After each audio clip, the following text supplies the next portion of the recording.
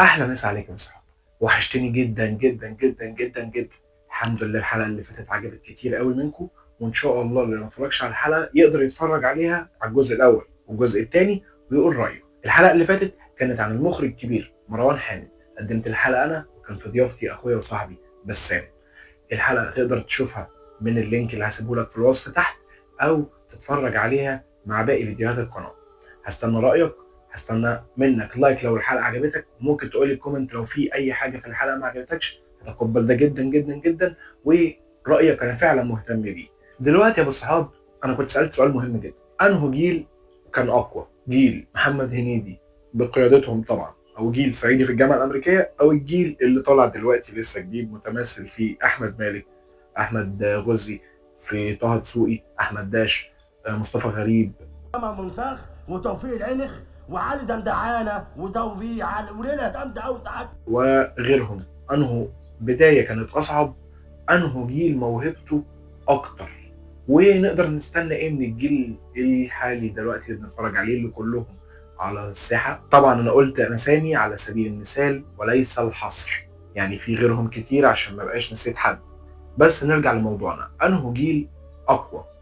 وتفتكر الجيل الحالي يقدر يوصل لحد فين؟ هل هيعدي الجيل دوت او الجيل اللي بنتكلم عليه في الموهبه؟ هل الجيل القديم موهوب اكتر؟ هل الجيلين وهم في نفس السن موهبه مين فيهم كانت اعلى؟ هندردش مع بعضينا. روح هات كوبايه القهوه، ظبط مزاجك، يلا بينا خد لك لقطه. زي ما كنت بقول لك يا صاحبي، في جيلين. خلينا نبدا كلام بجيل محمد هنيدي واحمد السقا واحمد حلمي، محمد سعد، والنجوم دول. احنا النجوم دول بنحبهم جدا، علموا معانا في فتره معينه من عمرنا بطريقه مش طبيعيه، ولسه ليهم افلام ولسه ليهم مواقف او ميموريز معينه في دماغنا معلقه معانا بسبب افلام. انا معاك في كل ده جدا، انا بحب الجيل ده كله بلا استثناء. بس خلينا نقول باول سؤال معانا اللي هو: انه جيل كانت انطلاقته اصعب؟ الجيل القديم ولا الجيل الحالي اللي لسه طالع؟ خليني احسم الجدل في الموضوع دوت واقول لك ان الجيل القديم ما كانش عنده حاجه اسمها تيك توك، ما كانش عنده حاجه اسمها فيسبوك، ما كانش عنده سوشيال ميديا عامه. السوشيال ميديا هي عامل اثرت مليون في الميه في وجود الجيل الحالي ودخولهم كل بيت بمنتهى السرعه وبمنتهى السهوله. بالعكس، حددت اراء ناس، في ناس ما تعرفهاش، في ناس ما بتتفرجش على سينما، في ناس ما بتتفرجش على تلفزيون، في ناس فعلا ما بتتفرجش ولا على دوت ولا على دوت، بس بيبقى بيقلب في التيك توك، بيقلب في اليوتيوب، فيسبوك، السوشيال عامه، بيشوف مشهد من هنا ومشهد من هنا ومشهد من هنا ومشهد من هنا وهكذا، فبيعرف الممثلين دول وبيتبسط بأدائهم. فدلوقتي الموضوع ما بقاش محصور على شاشة عرض سينما أو محصور على الموسم الرمضاني زي زمان. فالانطلاقة أنا كانت أصعب؟ لا، انطلاقة الجيل القديم كانت أصعب. بس خليني هنا أروح لنقطة تانية. احنا حسبنا النقطة في ديت ان الجيل القديم انطلاقته كانت اصعب ويحترم على كامل المجهود اللي بذله. بس مش معنى كده ان الجيل الحالي ما عملش اي مجهود، لا بالعكس، الجيل دوت عامل مجهود جبار عشان بس يظهر وعشان بس يتشاف. من كتر ما انت بقى سهل ان انت تتشاف، ان سهل اي حد يتشاف، ومن كتر ما سهل اي حد يتشاف مش اي حد يقدر يجذب انتباهك. وفعلا الموهوب وفعلا اللي عنده حاجه هو اللي هيقدر يشدك، سواء تمثيل سواء فيديو سواء اي حاجه، كله دلوقتي بقى منفذ في كله وكله زي بعضه. فالناس دي فعلا موهوبه، بخلاف دوت ودوت دخولهم المجال نفسه، دخولهم المجال وسط ما في فتره عدت على المجال ما هي الا زي ما بيقولوا شلاليه في المجال. ده صاحب ده فده بيكلم ده عشان ده صاحبه، ده عايزه في شغل عشان ده صاحبه مش عارف ايه، والمنتج دوت ده صاحب المخرج كذا ومش عارف. الموضوع كان صعب جدا وده موجود والامثله كتيره جدا، بس احنا في غنى عنها، ده مش موضوع حلقه. فزي ما ده تعب زي ما ده تعب، بس الجيل القديم كان تعبه اكتر. هنيجي لنقطه الموهبه والتفكير.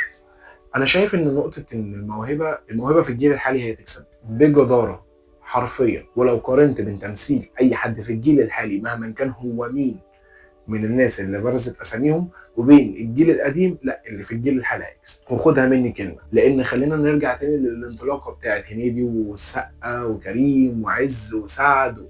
الناس دي كلها اخذت اللاين كوميدي، وبنسبه 99% منهم لسه مصممين يقدموا لنا الاعمال الكوميديه اللي حاليا ما بقتش تضحك. وهو دوت لو دورنا وراه هنلاقي ان دوت العيب الكبير في محمد هنيدي. على فكره كان في حمله وجهت لمحمد هنيدي، وهي حمله من الجمهور، يعني مش حمله مدفوعه الاجر او الناس مقدره حد، لان ده برضه بقى موجود في السوشيال ميديا على فكره ومش في الكوره بس، فاهمني؟ في حمله كانت وجهت ضد محمد هنيدي ان محمد هنيدي مصر ان هو يطلع طالب، مصر ان هو يطلع لسه شاب صغير لسه بيدرس لسه في الجامعه مش عارف ايه. انا مش شايف ان ده مشكله، هي المشكله مش في اعمار اللي بيعملها على فكره، المشكله اللي في هنيدي نوع الكوميديا اللي بتتكتب مش في الاعمار اللي بيمثلها. لا عادي جدا انا ممكن اتقبله على فكره هنيدي هو لسه طالب، عادي جدا ممكن اتقبله هو لسه عيل في ابتدائي، عادي جدا. يعني هو هنيدي في جاءنا البيان التالي لما كان عامل طفل صغير ده في المدرسه في اول الفيلم في الانترو بتاع الفيلم، ما كانش بيضحك، انا واحد من الناس كان بيقتلني ضحك. فهي النقطه هنا مش في الدور اللي بيقدمه، هو ده كده كده ممثل مطالب منه يجسد لي المرحله العمريه في اي وقت كان، يا يقدر يعملها يا ما يقدرش يعملها، هي مش مكابره. ولو هو شايف ان هو يقدر يعملها وفي مخرج شايف ان هو ما يقدرش ووافقوا على كلامه ده يبقى مخرج فاشل. فانا كواحد لو انا جيت اتكلم في نقطه ان انا مخرج وعايز حد يعمل لي دور حتى لو هو بطل العمل، لا انا مش هفشل نفسي عشانها، مش هجازف باسمي. هو معلش برضه هنيدي او ايا كان اللي في جيله مش هيخرج له حد من تحت السلم، يعني كلهم اسامي كبيره فمحدش هيجازف باسمه ولا ايه؟ الفكره كلها في الكتاب. يعني اقول لك على حاجه، هات مثلا يا سيدي حد من اللي بيكتبوا لاحمد امين. احمد امين ممثل شاطر جدا وصياعته او موهبته في دماغه مش في اداؤه سهل وبسيط، وعارف انت اللي هو سهل ممتنع، على قد ما هو سهل على قد ما هو صعب ان انت تعمله تتقنه.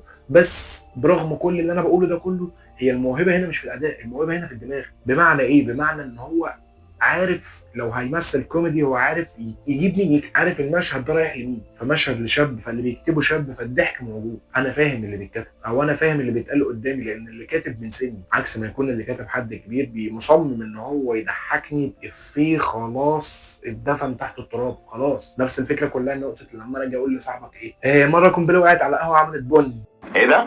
ايه خلاص ادمت، كانت بتضحك زمان دي انا فاكر، بس إيه خلاص. فانت مصمم ان انت تقول لي نفس الافيه ده مش ناوي تجدده لي. وعلى فكره خليني اضرب لك مثال كمان، محمد سعد خليني اقول ان هو من احسن الناس اللي بتعمل كاركتر كوميدي في تاريخ السينما المصريه. انا عارف انا بقول ايه، محمد سعد من احسن الناس اللي بتعمل كاركترات كوميدي او بتجسد كاركتر في تاريخ السينما المصريه. واصل النقطه؟ قمه التحول او اكتر فيلم عايش حاليا لمحمد سعد وسط الجيل بتاعنا احنا والجيل اللي بعدنا هو مش الليمبي، هو مش اللي بالي بالك، هو مش بوحه، هو مش عوكل، هو مش كركر والخ، هو اكتر فيلم عايش ليه وسطنا احنا او جيلنا او الجيل اللي بعدينا كمان هو بوشكاش. فاهم حاجه؟ برغم ان فيلم بوشكاش على فكره ما نجحش في السينما النجاح الجبار اللي نجحه تلفزيونيا او انتشاره للكوميكس حاليا، هو ما نجحش كل دوت في السينما على فكره، بس الكوميديا دي من وقت نزول الفيلم الى الان هي كوميديا لسه معاصره. وعلى فكره اللي كاتب الفيلم دوت كان هشام ماجد واحمد فهمي، ان هم سمير وشهير وبهير، يعني اللي كوميدياتهم لسه لحد دلوقتي هم بيكتبوها ولسه بيكتبوا جزء كبير منها، خلينا نقول بيكتبوا جزء كبير منها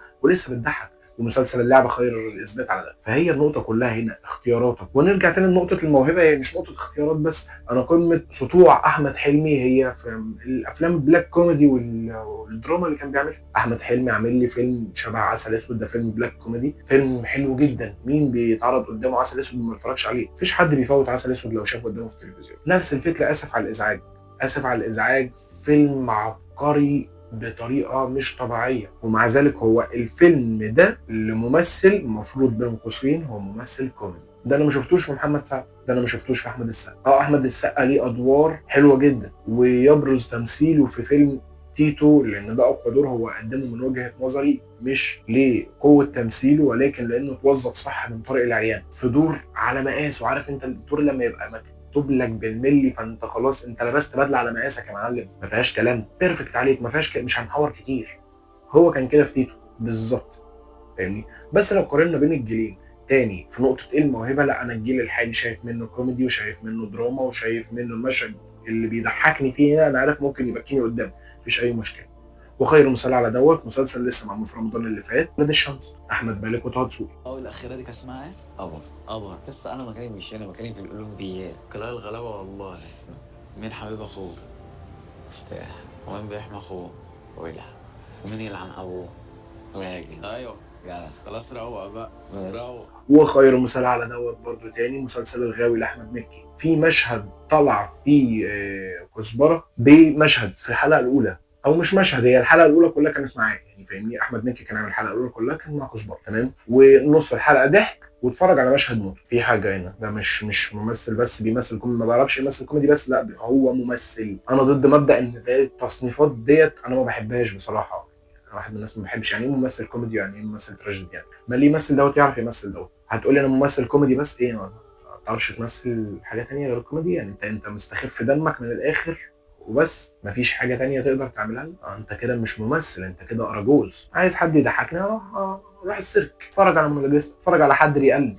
مش ما تقوليش بقى ان انت ممثل. في عوامل مساعده كمان، يعني خلينا نقول ان، طب هقول لك على حاجه حلوه جدا. فيلم ملاك اسكندريه، اخراج ساندرا نشأت، تمثيل احمد عز، خالد صالح الله يرحمه، نضال الشافعي، في ممثلين كتير جدا، ريهام عبد الغفور، غادة عادل، محمد رجب. لا هنتكلم كتير عن التمثيل، بس انا هروح بيك لاخر مشهد في الفيلم، وهو خلاص مشهد النهايه. هو المفروض ده المشهد الوحيد اللي مطالب من احمد عز يديني اداء تمثيلي فيه. خليني اقول لك بس يعني بلغه المهنه كده، هو معرفش. يعني ايه معرفش؟ يعني الدور اللي احمد عز جاي فيه هو محامي جان، دمه خفيف، حرك كده وبيعرف يتكلم، ليه كاريزما وليه طله في الشاشه، وبين قوسين في اخر سطر خالص ممثل. احمد عز ممثل قوي جدا على فكره، ممثل قوي جدا وانا بحبه جدا وبحب كاريزمته جدا، بس كموهبه تمثيل وكموهبه اداء ده ما كانش عنده، على الاقل في ملاك اسكندريه. وده اللي بيثبته المشهد الاخير، ان هو احتاج لعوامل مساعده، ودي من شطاره ساندرا نشأت ان هي عملت ايه. خلاص انا هنا محتاج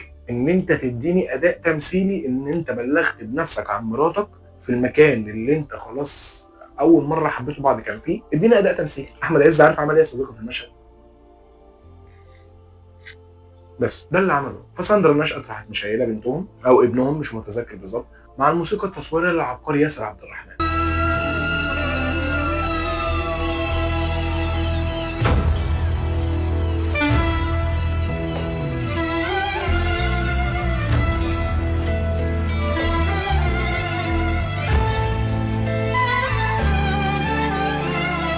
وشكرا، مش عايز اي حاجه تاني. مثل يا عم، ما تمثلش، انا هعمل المشهد حلو. ودي من عبقريه المخرج. اهو انت فين الاداء التمثيلي هنا؟ مفيش. بس تعالى دلوقتي، لا انا مش شايف دوت، انا شايف ممثل بيدي الدور حقه، او مش بيدي الدور حقه لان هم كانوا بيدوا الدور حقه برضه. ممثل عنده حاجه يوريها لي، اللي اخيرا فهم دوت، واتمنى يفضل على كده. مش عمل فيلم مش احسن حاجه، بس خرج بره عبايه كوميديا، خرج بره عبايه الكاركتر. هو محمد سعد. كفايه كفايه كفايه، الله يبارك لك، احنا استنفذنا الضحك عندك كله.